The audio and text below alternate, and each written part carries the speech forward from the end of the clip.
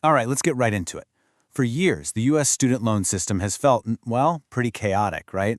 A mix of payment pauses, temporary fixes, and constant legal battles. But that's all changing. A huge new law is rewriting the rulebook on how you borrow, how you pay, and even what counts as public service. So we're going to break down exactly what you need to know. And this quote, it really gets to the heart of the frustration that got us here in the first place. For so long, borrowers felt like the goalposts were just constantly moving. It led to lawsuits basically demanding the government follow its own rules on loan forgiveness. And the scale of this breakdown was just staggering. By August of 2025, you had a backlog of over 1 million unprocessed applications for these affordable payment plans. This systemic mess is the reason we're now seeing this massive legal and legislative overhaul. So here's our game plan for today. We'll start with how we got here, then we'll tackle the 3 biggest changes: new limits on borrowing, new rules for repayment, and a pretty controversial new definition of forgiveness. And don't worry, we'll wrap it all up with a clear action plan so you know exactly what to do next. Okay, so a little context. After all those pandemic-era payment freezes and temporary programs, Congress passed what's called the One Big Beautiful Bill Act, or OBBBA. The goal was to create a more stable, predictable system. But that stability comes at a price: fewer options and much stricter rules for everyone. So let's talk about the first pillar of change: who can actually borrow money, and, just as important, how much they can get. These new limits are going to fundamentally change how families plan and pay for college from here on out. And the change here is, well, it's dramatic. Before, parents and grad students could borrow up to the full cost of attendance with these PLUS loans. Not anymore. The Grad PLUS loan program, it's gone. Eliminated entirely. And Parent PLUS loans now have hard caps. For any parents helping their kids through college, this number is a massive deal. There is now a $65,000 lifetime limit on Parent PLUS loans for each student. Think about that. For families looking at schools that cost close to that for a single year, this completely changes the financial equation.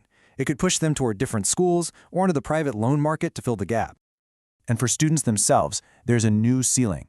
For the very first time, there's a combined lifetime borrowing cap of just over $250,000 across all federal loans. This is a brand new restriction that just didn't exist before.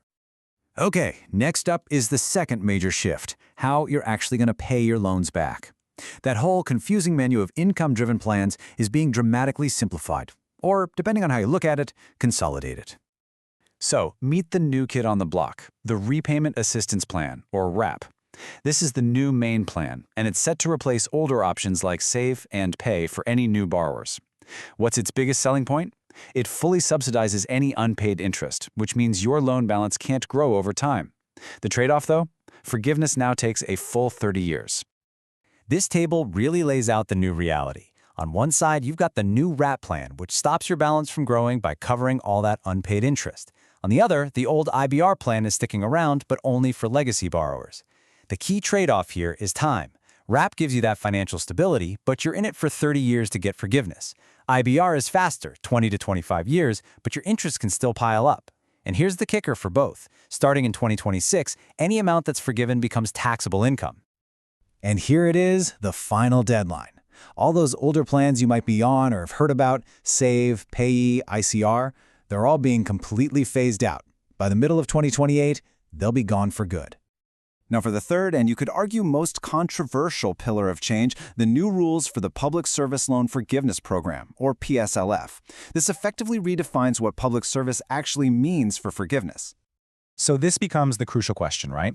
Does your employer still qualify? Under these new Department of Education regulations, some organizations that were eligible before might not be for much longer. This is where you see a really significant policy shift. The new regulations introduce what's being called the Substantial Illegal Purpose Rule.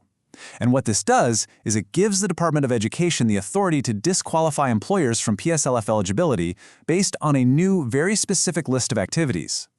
This list, which is sourced directly from the Federal Register, includes things like aiding violations of federal immigration law, engaging in a pattern of illegal discrimination, or violating certain state laws. It's a major change that redraws the boundaries of public service, and it applies to conduct that happens after July 1st, 2026. Okay, I know that's a lot of change to absorb, so let's switch gears and focus on what this actually means for you. Here are the key deadlines and decisions you need to have on your radar right now. All right, get ready to mark your calendar. First up, January 1st, 2026. That's when forgiven loan balances become taxable income again. Next, July 1st, 2026. This is huge. It's when the new RAP plan opens, and it's a critical consolidation deadline. We'll talk more about it in a second. And finally, July 1st, 2028. That's the absolute final day for all those older plans like Save and Pay. And this right here is probably the most urgent action item in this entire breakdown. If you are a parent with PLUS loans, you must consolidate those loans before July 1, 2026 if you want to access any income-driven repayment plan. The source material is clear. After this date, that option is gone forever. So, at the end of the day, we're left with this question.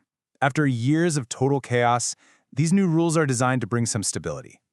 But for the millions of people trying to navigate this system, does this new world feel like a clearer path forward, or does it just feel like a path with a lot fewer options?